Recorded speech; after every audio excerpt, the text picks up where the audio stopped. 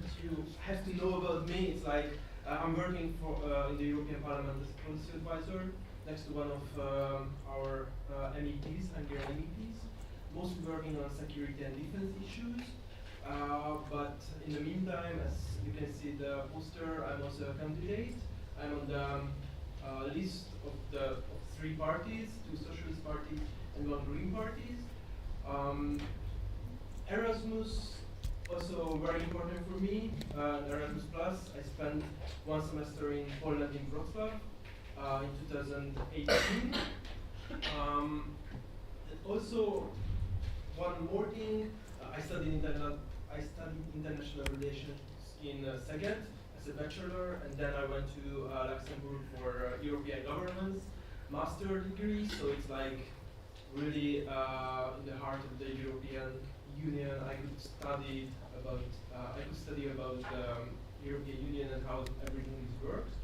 I can agree with Benedek regarding that Erasmus Plus is a huge opportunity for everybody, and therefore it's really good that this panel can discuss the current situation with Erasmus in Hungary. Thank you.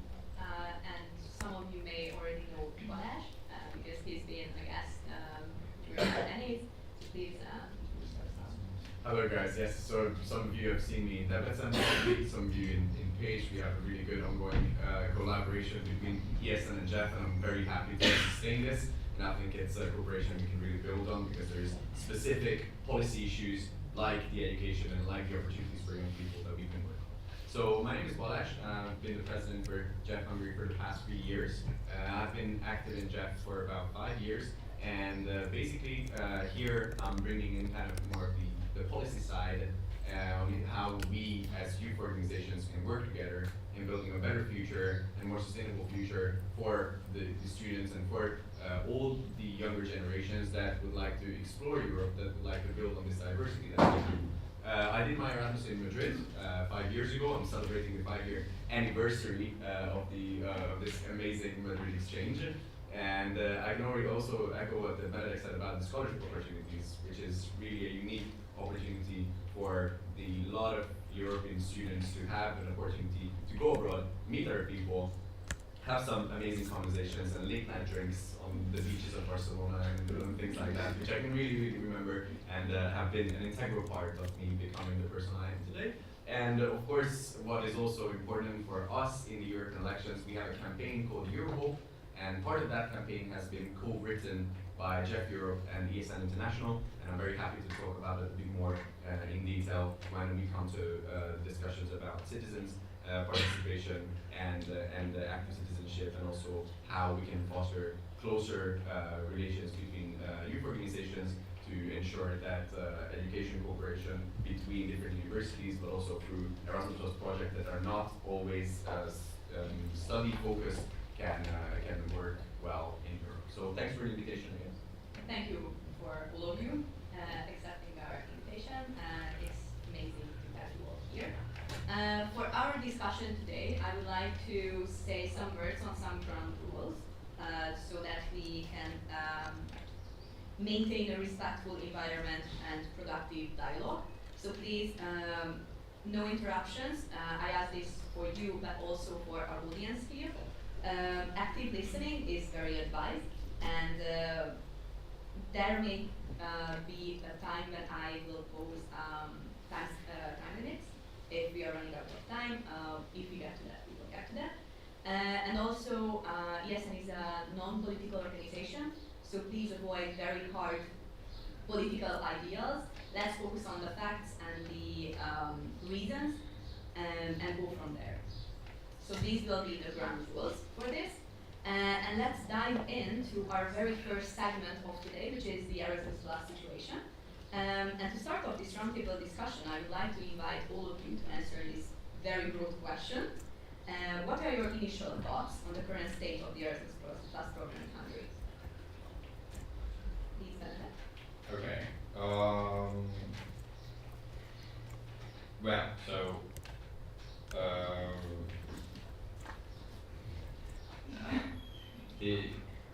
I read the communique by ESN Hungary and ESN International, which I think tries to maintain some kind of impartiality, which I think makes sense, and it is natural for these kind of organizations. But I think that kind of leads us to the wrong path, because it makes it look like that it's like a political debate between two sides. I do not think that it's a political debate. I think that Hungary, very obviously, the Hungarian government has very obviously breached the contract, if you will. In some senses, it is more of a legal argument. The Erasmus scholarships and the deep interconnectedness of the universities in Europe. Hungary is being left out of this because the structures built by the Hungarian government do not fulfill the requirements that are necessary. So this is not some sort of political punishment. There are objective reasons for this, and I think what is hopeful about this is that if there are objective reasons for this problem, then that means that there are very clear solutions as well. We just have to fulfill the criteria. I'm very happy to go deeper into this further on, but let's leave space for the others as well. I just wanted to mention a bit of statistics, if you will, that I think many of you are aware of here. Almost 100,000 Hungarians participated in Erasmus last project, as far as I know, which is amazing. And when it comes to Europeans, it's over 10 million people. So that means that over 10 million people grew up to love the European project, to appreciate the peace and the community that exists between these countries. And I think that Erasmus is truly one of the most important pillars of the European peace project. This is cultural diplomacy itself. When people get to know each other, they don't want to go to war against each other, right? It's very simple. So we really have to protect this and continue this. And I really hope that the Hungarian government will continue to finance Erasmus Plus from its own pockets. This is happening right now, right? Yeah, so it's still going on. I think this is a good policy. If they cannot fulfill the criteria, at least they should continue financing it. Now the problem is that Hungarian universities are already being left out of a lot of networks. It is very important for the Horizon, the scientific projects as well. So even though there is financing coming from the Hungarian government, there is still irreparable damage that is already happening, and I think you sense it probably at your schools as well. I don't know, you wanna start a relationship with, I don't know, University of Bologna or something, and they're not open to it, just because you come from Hungarian university. And this is an issue here. Also, just one more data. There are 600 Erasmus Plus baby already in the EU. So it's like babies from couples who met during their Erasmus. Only 600? Yeah. I think that's a pessimistic. Let me know. Any of you contributed? Maybe. So yeah, as Benedek said, in a nutshell, that happened. Like the Hungarian higher education system has been changed to the state finance system, to a foundation system, which would not be the main issue at the beginning, because we know that there are many other countries in the European Union where this kind of boards are working really well, not in the European Union, but in the Erasmus Plus program, for example, in the UK. The main issue was, what the Commission really highlighted, is the members of the board. So that was unacceptable, that ministers of the Hungarian government got a seat in the board. So therefore the Commission highlighted, like, please solve this kind of problems in first step, and then we can see how the whole procedure will go on. The government, the state, tried to solve that, but not ministers, but state secretariat got their position. So So that's the beginning of the whole story. It's right that the Hungarian government financing the whole Erasmus Plus program, but in the meantime, also 6 universities together went to the ECJ, in Luxembourg, the European Court of Justice, in order to annul the whole proceeding and the report and decision of the council. But you can see and understand the tricky situation, like if the council has a statement which says, unfortunately, Hungarian universities in this kind of system cannot participate in there, at least cannot get the fund. They are going to the, which is totally legal decision based on other process, that's the rule of law mechanism. So it's like, I don't want to talk about that because it's so complicated, but the council had this kind of opportunity to do that. They did that, and now everything in front of the ECJ Luxembourg. What we know about the whole process, the papers from the Hungarian government formally is very okay. Like they really try to build up some kind of argumentation which can maybe win in front of the ECJ, but to be honest, I don't think so that the council will, the ECJ will annul the council's position at the end. And just one more word. Why this whole Erasmus Plus thing is happening? First of all, the lack of transparency and lack of rule of law. So what we can see that the council told everybody and also the member of the council that this is just preventive mechanism, which has, I totally agree, really, really bad consequences on the whole Erasmus Plus program and on the whole Hungarian education members or representatives, students, researchers, professors, everybody. Yes, and regarding what will happen in the in front of the ECJ, I don't know. Like it's still 1 year, which has really I don't know. I tried to call my connections in the ECJ, and they said like, yeah, so we are not sure. The papers are here. The process is going on. Check in the media. So yeah, everybody check in the media. Can I add something small to that story? But I should not. No, so it is great that you brought some concrete examples, and I also, so I don't know if anybody's here from the Tempus Foundation. No. Okay. So the Tempus Foundation, for those coming from abroad, Tempus Foundation is the Hungarian foundation responsible for distributing and etc. the Erasmus funds. And in the past 2 years, just about, almost everybody has resigned or been fired from Tempus Foundation. It used to be an organization that worked relatively well. I got my Erasmus scholarship on time, for instance, back in the day. Recently, it's been really going downhill. And so this is also, again, an objective sign of something being really fishy in the Hungarian system and proving that this is not like a political, I don't know, campaign. And sorry, just one moment. That it's, for instance, it became really prevalent in the past 2 years that the how do you call this, when they evaluate the applications, they are not making it public, the results and the procedure, so they can basically choose whoever they want, and there's no transparency regarding it.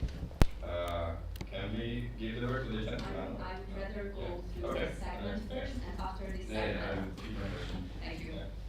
Okay. I'll keep it brief just to stick to the topic and back to the main question.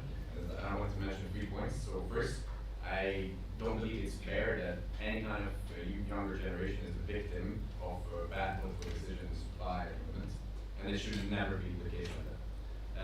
Second, I think it should be a political priority to reinstate as it was previously. And third, there has to be a lot of damage control.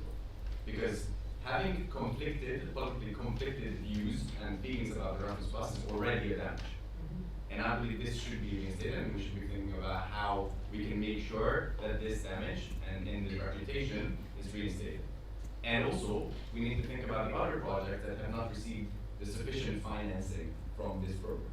For example, in SECED, there is no longer a Europe Direct, which was upheld by this framework, which is a shame because there is no point of contact. If someone in SECED wants to know more about how the European Union works, they can't organize events anymore. Same for the Horizon program. Same for research programs. I have attended many Erasmus Plus funded projects that are dealing with cancer research, dealing with any innovation. These should never be left behind because of political decisions.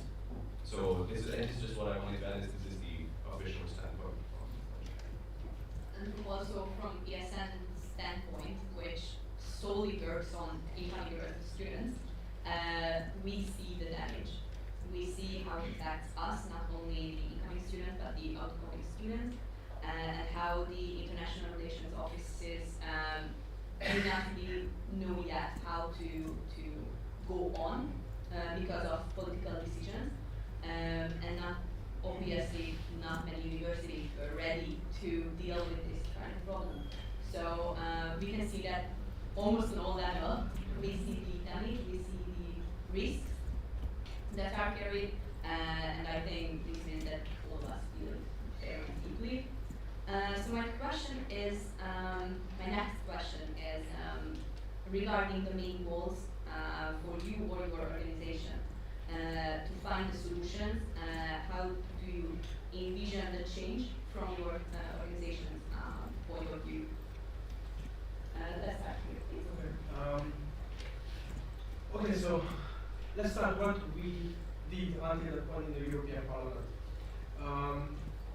The EP in general doesn't have a lot of role in that kind of sense because it's between the Commission and the Council. The whole, I just mentioned earlier, the rule of law mechanism, it's between the Council and the Commission. We have some kind of observing position, but we cannot intervene in the whole process. So when this whole issue started, I clearly remember I've been to Strasbourg during the plenary, and when we got the first infos from the media, from Telex. I read the Telex article that this is happening. Three political groups, namely the Liberals, the Greens, and the Social Democrats, started to do a co-sign letter among the European members of the European Parliament in order to highlight the main issue, what is happening, and send it to the Commission. We highlighted in that letter that what just Balázs said, that the Hungarian students cannot be victims of the whole situation. We sent it to the Commission. The Commission answered in 2 months in January. Usually that's the process, always. And the same sentence. We are closely monitoring the situation and so on and so on. After that, if I remember correctly, I'm not sure, but the Hungarian use something. Council, Council. National Youth Council started a petition in the European Parliament also. But what I know, the petition could not fulfill the requirements, although it has been sent to the Commission, but the Commission said like, you cannot start it because there are objectives and requirements which should be just fulfilled, so it's not like any petition issue. Yes, so that happened until the point in the European Parliament. I know that we are trying to maintain this issue among the European, or keep the issue among the members of the European Parliament, also the committees, namely the food committee, which deals with the culture, and also with the petition committee. However, as I just said earlier, unfortunately the European Parliament doesn't have any role in that. We can just put pressure on the Commission that try to solve it, try to find a good solution, try to do everything with the Hungarian government, but the main answer always the same. There are requirements which should be fulfilled. And what, sorry, just what we would like to do in the future, solve the problem. So, because this is the main issue, so it's like we should solve it, and the next election is a good step for that, but maybe in 2026 we have better options to solve it.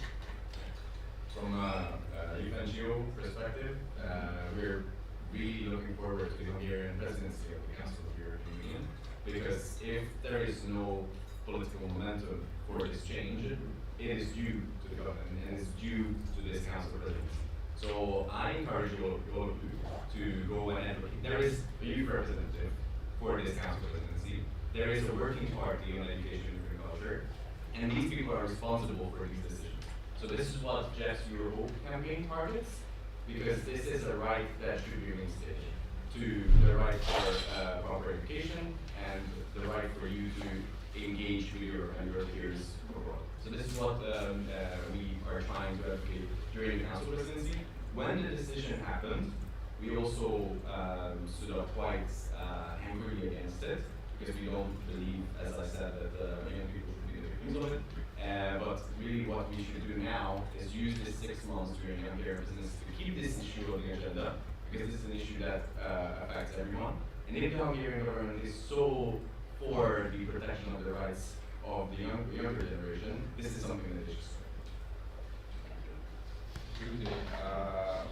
Just to give you a few ideas that somebody mentioned, we should solve it, yes. and it's not that complicated, okay? So, for instance, just the idea of the universities belonging to foundations, that in itself is not necessarily an issue, okay? And further, it might be almost impossible to reorganize these universities into state universities, even though de facto they kind of still work as state universities. The point here is that the real issue are the boards, the curatorium, whatever, so the board, which should have democratic representation from the universities. And this is not some like snowflakey, wide-eyed, I don't know, crazy idea. This is how universities work. Okay, so universities have autonomy about themselves. So there should be elected representatives in the board from the professors, from the students, from other working staff, etc. And of course there should be a rector and things like that. There's a whole structure how universities work since, I don't know, 600 years. It's not that hard to follow this. It's not that hard to fulfill these criteria. And in the meantime, of course, there should be damage control. Part of that damage control is already happening by the Hungarian government, which we all appreciate. There could be a lot more. For instance, we know that some universities from abroad don't even dare to come into cooperation with EDA or BME, which are still state universities, but they are still the victims of this messy situation because, I don't know, let's say University of Wrocław, if that even exists, I don't know.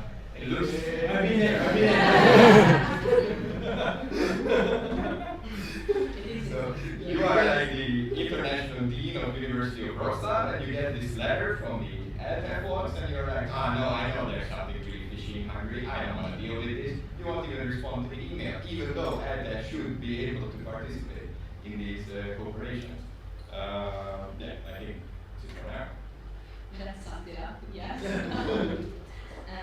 My last question in this segment would go to more of a practical side and hands-on thing, such as can you share success stories or notable impact you have perceived from Erasmus Plus projects in Hungary? Something you personally experienced or something that just stuck with you throughout the years?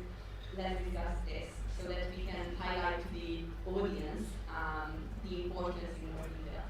Absolutely, if I can start with this. So Jeff Hungary has been managing an Erasmus Plus project for 2.5 years now, during which we have collaborated with the ESN as well. And we have brought some booklets of that project that you can see. You can actually find it on the table. If you can show them around. Yeah, that's that. So that is made by the youth, for the youth. And the point is to raise awareness on the most important issues that we are facing. There is some paragraphs on it from an educational side, from a European identity side, on how to get better job opportunities, how to get rid of unpaid internships. And I think these kind of initiatives that Erasmus Plus allows us to build upon, also fighting against disinformation, raising awareness for the fake news campaigns ahead of European elections, and the importance for voting, all coming from the Erasmus Plus, is a great opportunity, and I think we should enrich these, and we should even have more opportunities like this. So in the next phase, I will also explain how we implement this. Thank you. Yes, in general, like Erasmus Plus is a really huge opportunity. Unfortunately, I could not participate like Erasmus Plus programs in Hungary, just outside of Hungary.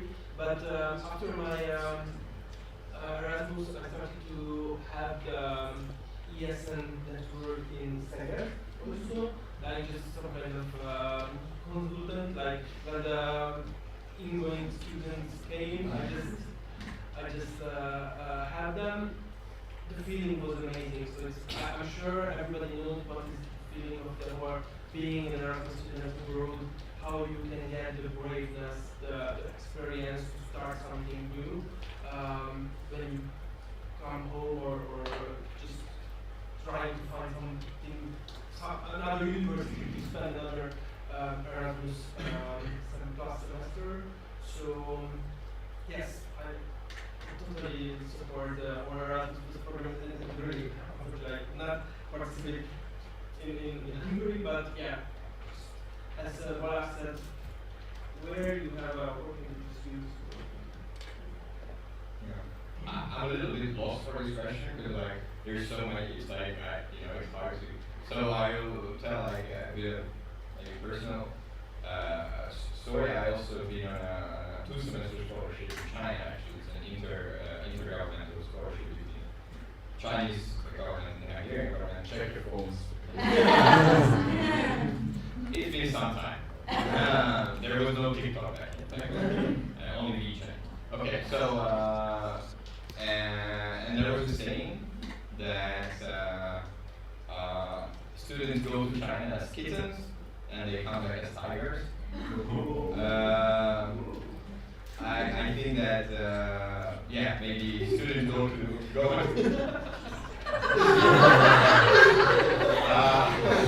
yes, it's excellent in my I received this 2 days ago. It was a gift. I'm a black sock guy, but I was like, I got this. I got this as a gift, and I was like, I have to wear it.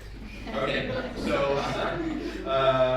yes, okay, let's reflect on this. So students go on Erasmus as kittens, right? And they come back as like rainbow zebras, or I don't know. It really changes your life. It changes your perspective. You become a European. Or rainbow tigers, whatever.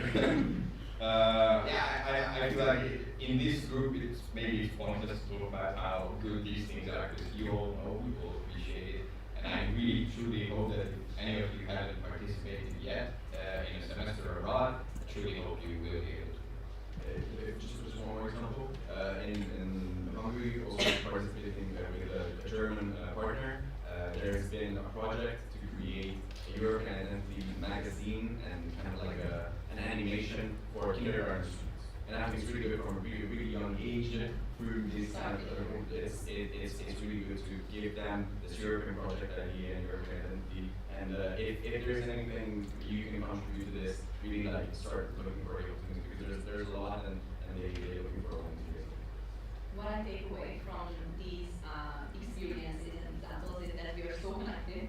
I even think that because of this Erasmus, you were in my section, home section, back in the day.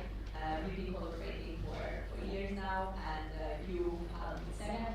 So this is something that's really something that puts it into a different perspective for me. So thank you for that. I would like to give approximately a few minutes, 3 or 5 minutes for questions for this segment regarding Erasmus Plus. So this is your time. Thank you for coming back. To raise questions, but please maintain the seriousness of this topic. So at least 2 or 3 people can raise questions. Don't be important. So my question was following up the campus foundation and how it works. Could it be that reliability issues and the people getting fired because of their overwork since Erasmus is growing? Because I'm not like I understand the government is going to do this like they are not reliable and all they have problems, but it might be also that it's also growing, it's pushing now compared to 10 to 5 years ago, it is not as high as now. So it might be that also that they are overworked and the system is not really prepared for the amount of people that they need to handle. Sure, yeah, like very clearly it is overburdened, it's an overburdened system. What I know as the main thing that's been happening in the last approximately 2 years, there are a lot of people who are resigning because they thought that they can that's when you resign and you can no longer take responsibility for the quality of work that is happening at the organization, right? So they are resigning out of principle because they can no longer associate with this. I don't know how campus currently works. Maybe now it's amazing and reformed. I truly don't know. Any more reflections on this? From our side, ESN Network, ESN Hungary is currently in contact with us. We used to have a closer relationship that got lost during COVID, very much so. So now ESN Hungary is in the position of reviving the connection. So they were reviving also for today, but due to other events, they could not come. But we have been in contact. Noemi is working with them, and they want to know what we are meeting with them. So we shall see. Yeah. We will have answers soon, maybe. One more thing that I don't know if you had this experience, but I have the sense, and I've heard it from others, that campus is, how to say, support or whatever. So when you have a problem and you want to reach out to them, customer support, it almost feels like you're trying to reach the customer support of like Facebook or Apple or something like it's impossible, literally. And like campus shouldn't be like that, right? Like when you're abroad and you didn't receive your funding, so you live under the bridge of Ljubljana, I don't think that you should have to go through a months-long process to get support from the foundation that is responsible for your support, right? We have room for one more question, if anybody has anything to ask. Yes. I just wanted to ask if you have any ideas how many years will it take for you mentioned the damage that they already made or it's already there because all the universities are not accepted, and if everything goes well, what's the minimum time frame that should work at the end to be I don't know, the situation when everybody could go anywhere. Yes, so first step is we should wait for the DCG ruling. It's around 1 year now, on the European side, it's 1 year, minimum 1 year. If the ruling says what we know already, there is requirements we are not fulfilled, then I really hope, and my finger are crossed to that the government will step the necessary, take necessary steps to solve the issue. To be honest, and now as a EP candidate, I cannot see the logic of the decisions of the Hungarian government out of the youth perspective. Really, I don't see that. So what I really hope and we are working for is 2026, when we have really an opportunity to have a regime change. And I'm sure if there is a new government, a new system, then this will be the first or second or maximum the third issue which we will solve on the first day that we get into the government. Just to reinforce that a little bit, because it might sound like an anti-political promise, not to criticize it, but it might sound like that to you. But to underline that, even though there are objective problems, even objective problems can be solved by political promises and believable. So for instance, we saw this with the Polish government that basically most of the procedures against the Polish government were well, not stopped, but how do you say this when it's I think so they just withdraw the whole procedure. That's how we say it. Yeah. Right. Suspended, exactly. So they have time to fix the stuff that they want to fix, and if they have the believable political commitment to fix this stuff, then they can be fixed. And that kind of commitment is theoretically possible even from the current government. It doesn't seem like that would happen because it goes against their logic, of course. They want to control literally everything, so they wouldn't make the universities autonomous again because it goes against their political logic. And I think some of the damage, sadly, is irreparable. So, like what I was mentioning, like some cancer research stuff that Showtech would have been part of probably, from Horizon, for instance, they're simply not happening in Hungary because of this situation. So for a few years, at least, Hungary is simply out of the European scientific life and academic life. And just one more thing I wanted to add to this political pressure idea, because of course the government's defense is that they are saying that this is a political campaign against the Hungarian government, and this is not based on like factual stuff and whatever. But let's imagine I'm the European Commissioner, the European Council, or whatever, and I really want to hurt the Hungarian government. But surely I wouldn't go for Erasmus. It's really dumb. This goes against the interests of the European institutions. This hurts the European institutions. This doesn't really hurt the Hungarian government. If I wanted to hurt the Hungarian government, then I would go for the common agricultural policy, for instance. That would ruin Hungary in a day, maybe. Like there would be tractors everywhere in Budapest, right? But they didn't go for the common agricultural policy because their aim is not to politically hurt the government. That is the job of the Hungarian political parties and the Hungarian public. That is not the work of the European institution. They just want the rules to be rules, simply. And when the rules are breached, there's going to be punishment. Consequences. Yes, because it's not a political decision. They want to safeguard academic freedom and independence. That's it. And once that's reinstated, and I don't know how long it's going to take, it's super hard to say. So we'll see. But as I said, advocate during the Hungarian EU Council presidency. This should be your priority. Exactly. We would go on for the next segment, which is the active citizenship. And to launch into that, I would like to ask to all of you first, how do you see the current level of civic engagement among the Hungarian youth, specifically? And I would like to start with Balázs, because you were, as you mentioned a couple of times already, you work with this topic a lot. So please share your thoughts. So I think we are in a very difficult situation also in Europe after COVID. Because once your social interactions and kind of civic engagement is brought to the minimum, it's really hard to get back in.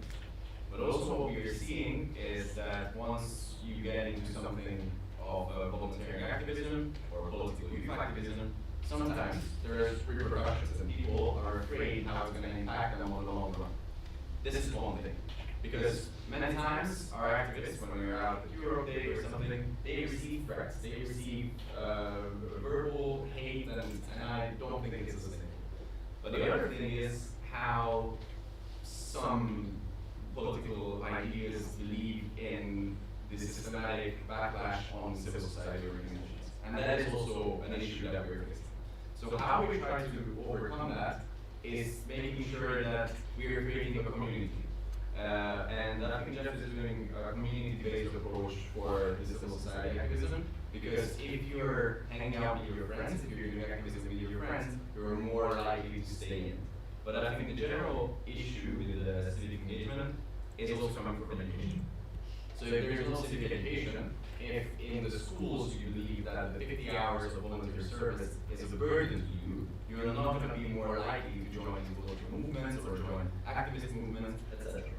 And also what I believe should be done, should be more reinforced, that universities and high schools participate more in initiatives like your Department Ambassador School program, and universities participate more in engagement projects where they offer the opportunity for the young people that they can go out and explore those opportunities. It doesn't necessarily have to be something EU related, but the EU has a lot of, like for example, if you're interested in scientific projects, there's a lot of opportunities to get into scientific projects. If you're interested in international relations, of course, there's also a lot of volunteer organizations invested in that. But the problem is, once you get into these organizations, for some reason in Hungary you're kind of labeled as one of those, belonging to parties. So I think through civic education, we need to resolve the issue of political polarization. And civic education can really do that, because then once we start agreeing with the diversity that we have amongst each other, then we can start building up on a society that is built on the strength of diversity and not polarizing. So I think that's an issue in Hungary right now, and we really see that COVID has exacerbated that. So, like, our approach is going to be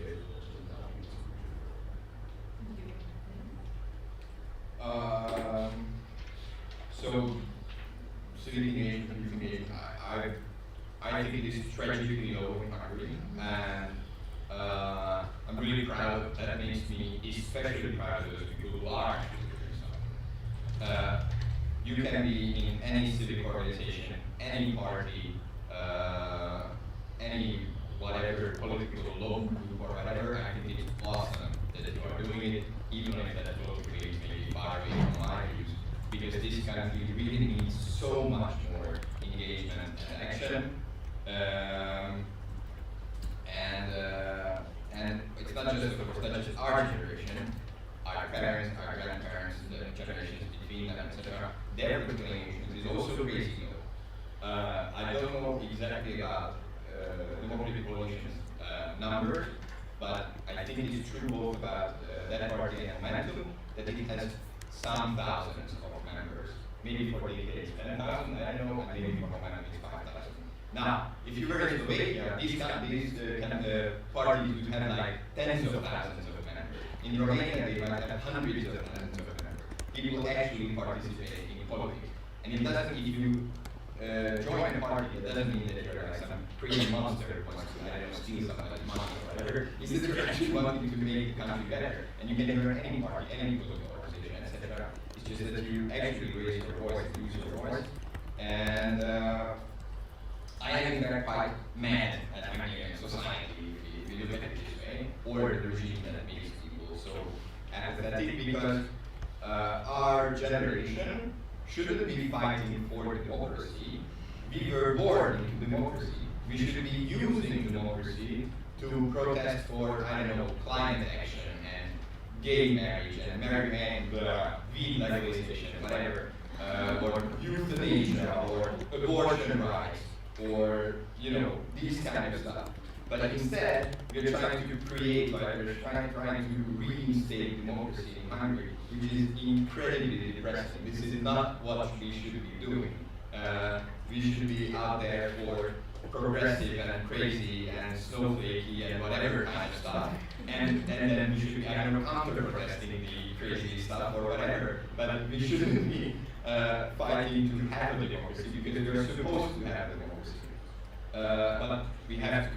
And I think it's also important to recognize that this regime is built on this apathy, and they are reinforcing this apathy on purpose. I don't know if any of you saw the debate on Thursday of the EP candidates on the public television. I don't think that raised your engagement level. I don't think it made you proud or happy or ambitious. What you could see there is that even elected Hungarian politicians don't have a voice, right? It's not just that you as a single young person don't have a voice. Even like the used to be vice president of the European Parliament doesn't have a voice in Hungarian politics. And this is reinforced again and again. So I think the main target is democracy. It's really depressing that we have to start with that, and then sadly every other very important issue comes after that.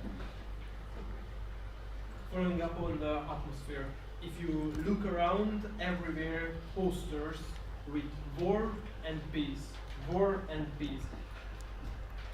I totally agree with Benedek about this whole negative atmosphere in Hungary. So I can feel that the Hungarian youth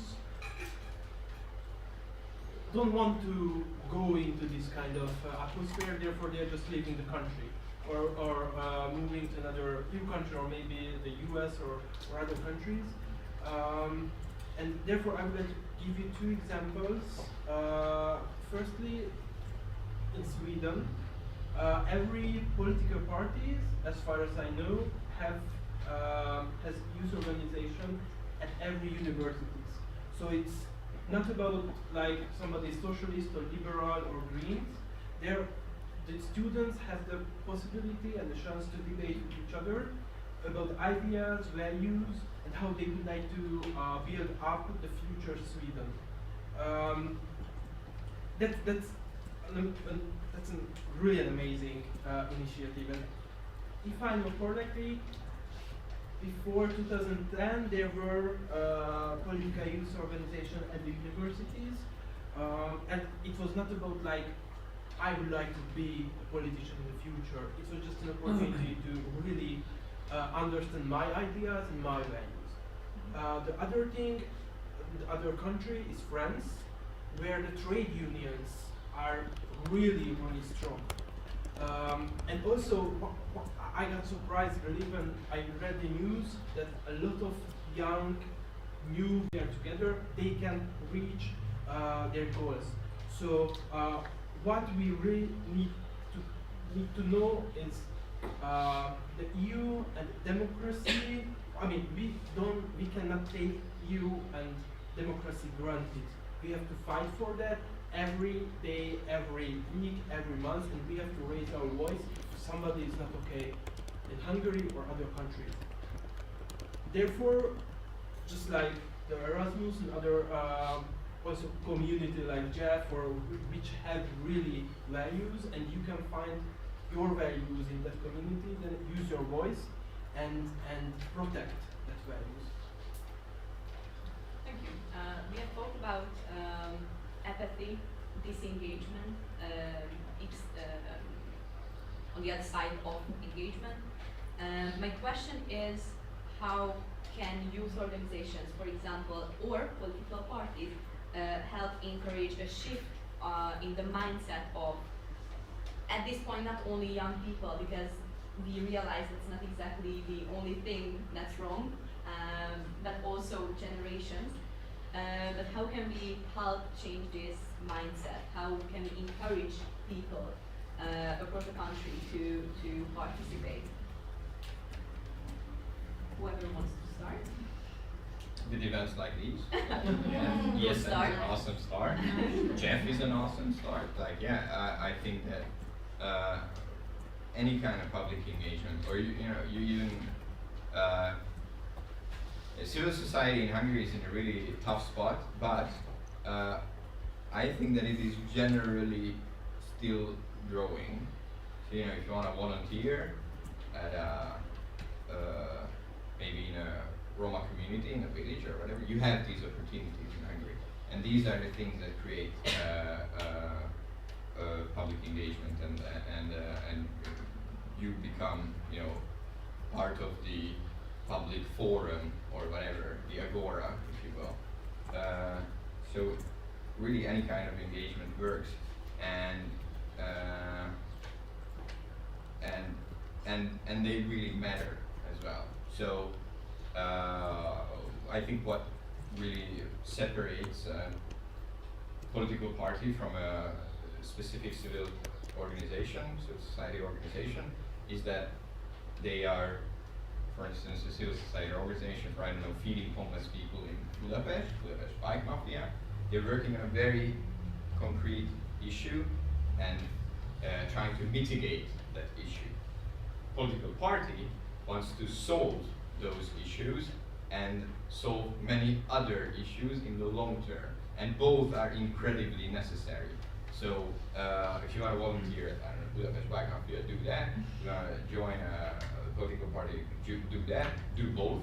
I think there are a lot of opportunities still in Hungary, and we should use these opportunities. And I think almost any civil society organization would be happy to have you. I also agree that the lack of opportunities is not the issue, because there's a lot of opportunities. I think it's a mindset issue. And what I would like to encourage all of you, and what we do as well from the community approach, is just go grab your friend's hand and say, hey, this is important for me. Like, tag along and just come with me. Because this is how you really get people engaged. Like, okay, I'm organizing this debate. I would really like you to come because I think it's an interesting thing. And I want you to have an informed decision of who you will vote for in the next elections, for example.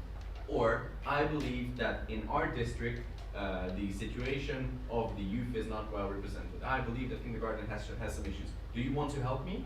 And I have had a lot of discussions with people saying like, yeah, I know, I don't really have time. Make democracy part of your identity. Make activism part of your identity, and get those people to join it. Like really, like bring them along. Because sometimes I do that. Like, okay, I'll pick you up. And like you don't even have to. Yeah, but I don't really have time. Okay, I'll be there at 10:30. I'll bring coffee. No Okay. worries. Usually it's beer, but yeah. Very good approach. Not when traveling. Yeah, I agree with you guys. So the mindset issue, and also what I feel is like we have a huge pressure from the government, from the society, from the work maybe to earn more and more and more money. And that's what I said, like we don't have time at the end to have the society at the end. And what I think is, yeah, the guys already stated, like if you have an opportunity or you have, I don't know, maybe you are a very good handball player and your city has a good handball team, and then this handball team going to, I don't know, be at a house for homeless people, go and do it. And then go again and again and again. If you are afraid doing that in Hungary, for example, now, the EU has other opportunities.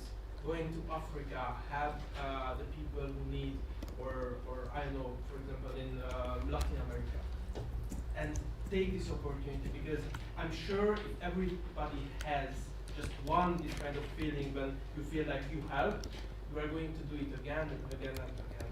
So, for example, in my district, electoral district, we give every Christmas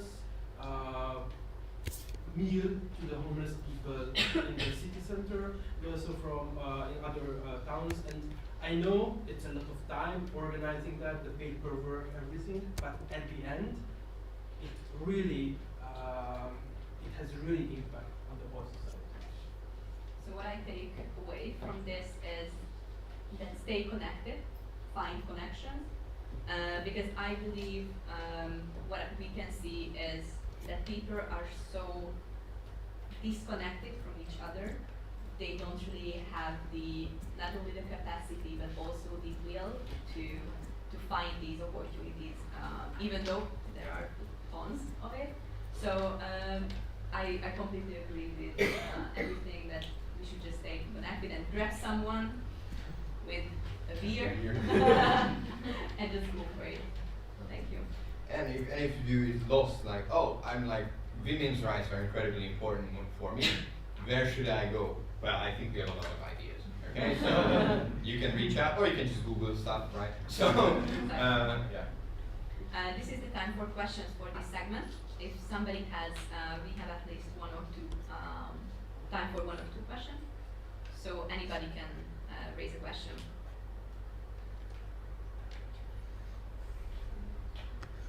If there are none, then we can go on for our last segment. Are you feeling apathetic?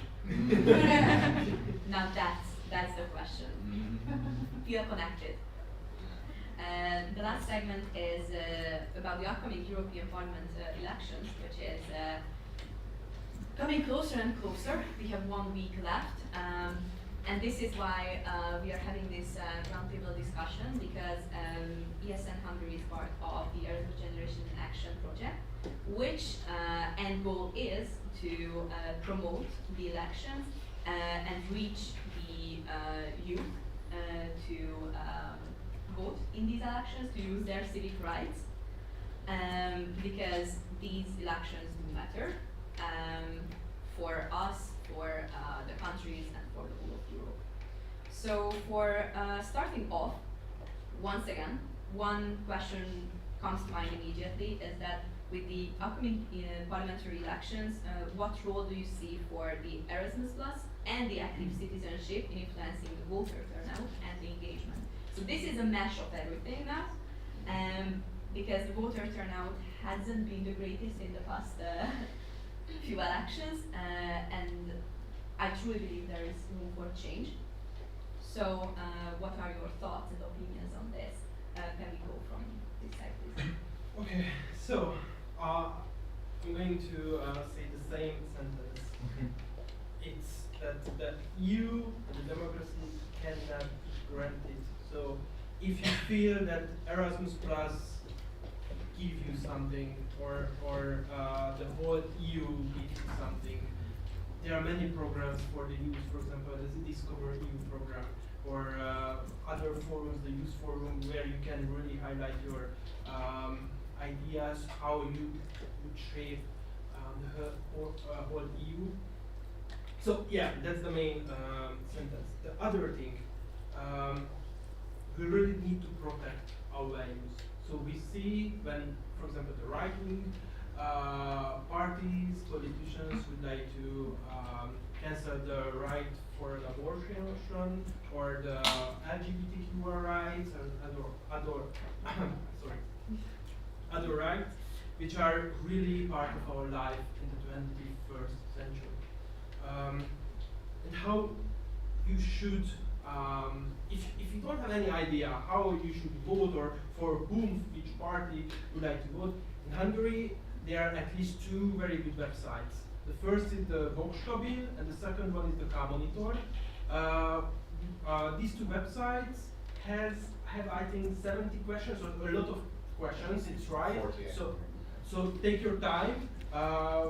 You should just fulfill the questions, and then at the end you will see which party is the closest to your values, to your position on the political spectrum. Use this tool as an opportunity. The second one, and I know it's really boring, but read the party manifestos. Don't believe everything what the populist politicians tell you on the Facebook, on TikTok, or other websites.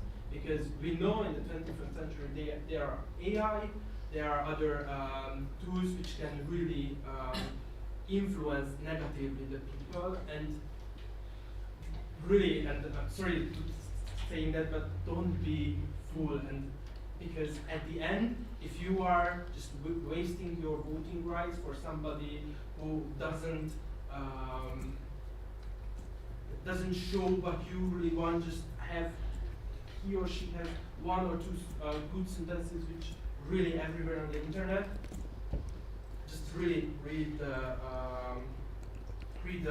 programs and also the party manifestos.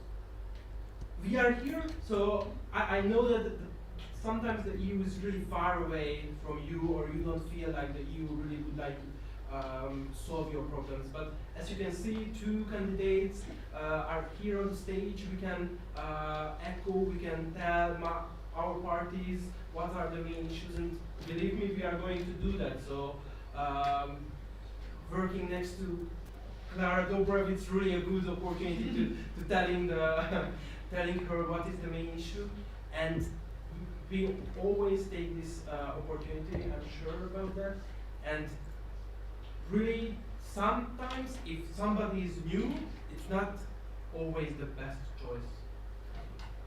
Sure. Yeah, the bit of comment on these websites. I think they are awesome recommendations. Sadly, there's a small bit of danger in them as well, because seeing how Hungary is, depending on your political scientists, it's a hybrid regime or a competitive kleptocracy or whatever the heck this is. Point is, at least half of the parties that are running in the European elections are basically fake parties. So you have to somehow figure it out. I try not to be controversial and to be fair to parties that are real and actually have an organization, actually work for you, etc. Fidesz obviously a real existing party, DK as well, Momentum as well, Two-Tailed Party as well. While there are very obvious examples of fake parties like the Megoldás Mozgalom, even if it looks good that, I don't know, on their website they have like 2 sentences that like digitalization is awesome, they don't have anything else, right? They're not a real party. They are basically they're part of the charade that tries to make Hungary a democratic system. But I do absolutely recommend filling out these websites, and then just don't necessarily go for the first one that it drops out, because maybe that's a fake party. Maybe it's not. Maybe it's not. Maybe it's awesome and it's true. Okay. So again, the fake party just fulfill again. No, it's fine. Like you can.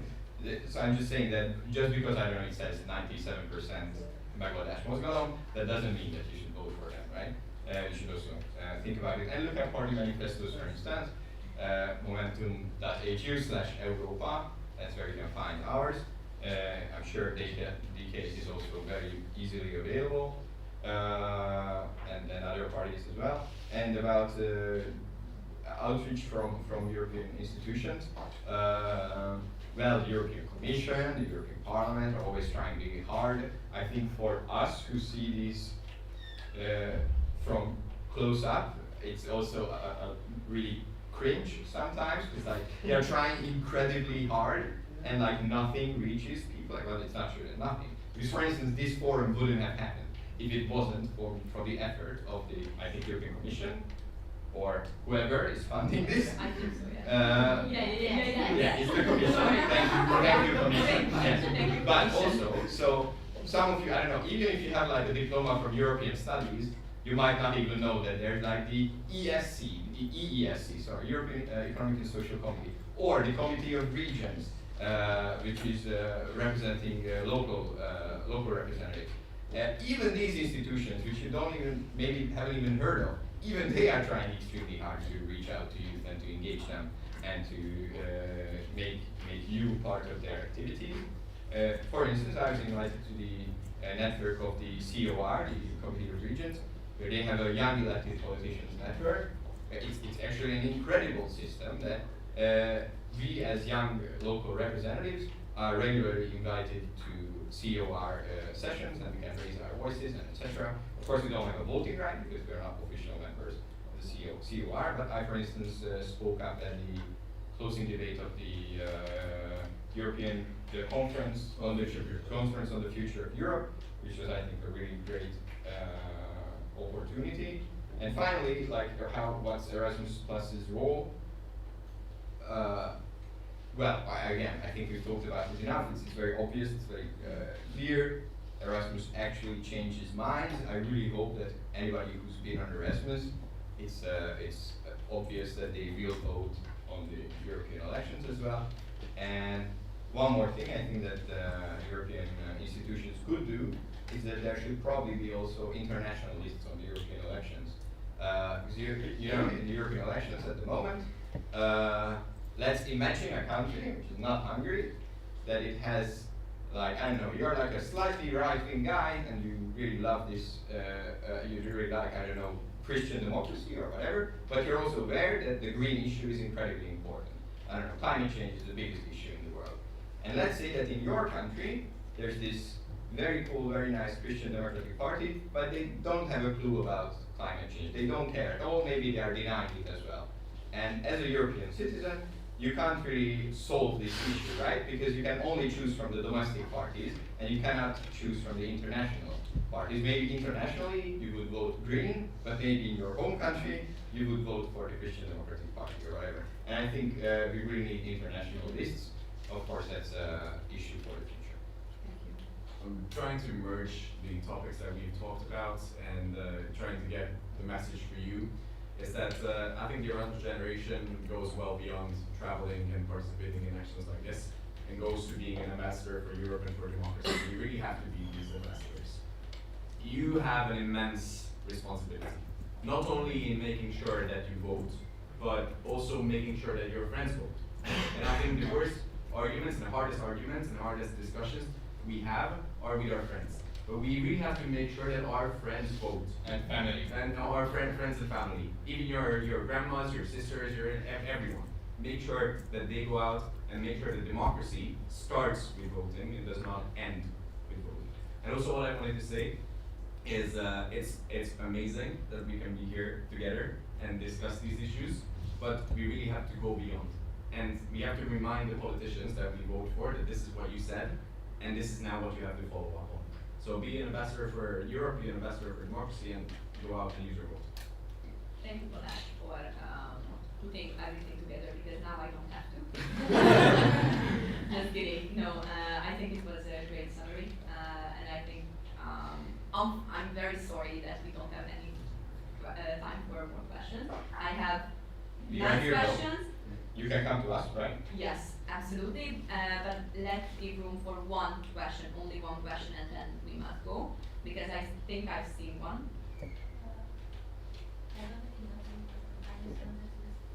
Can you speak up a bit?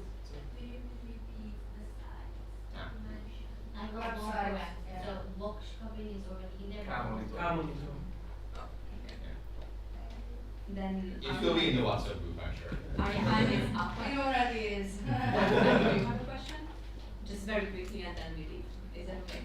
First, I would like to make a very short statement that when we organized this roundtable discussion, we reached out to the other side of the political spectrum, but we didn't receive an answer. So they have to invite me. You were the first stop, obviously. I like the looks, come on. And I just want to avoid being seen as one-sided. We wanted to become as directly. That's why We we have didn't want to do chosen party politics here. moderated version of discussion. So, thank you very much for listening to us. Thank you for participating in this. You're obviously welcome to dinner as well. Lunch, sorry. It's not that late. So everybody can have the chance to reach them during lunch as well. I'm sure they have many things to talk about still. Yeah. So thank you very much. Thank you very much.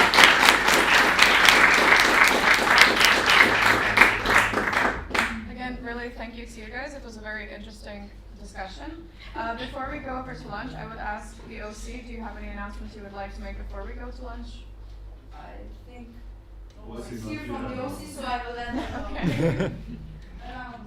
We can. Do you want to make an announcement before we go to lunch? No announcement, let's have lunch. Yes.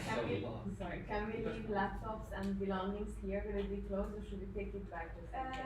It will not be closed, I would recommend take it back. We Nice to we meet didn't you. get it before the Yes.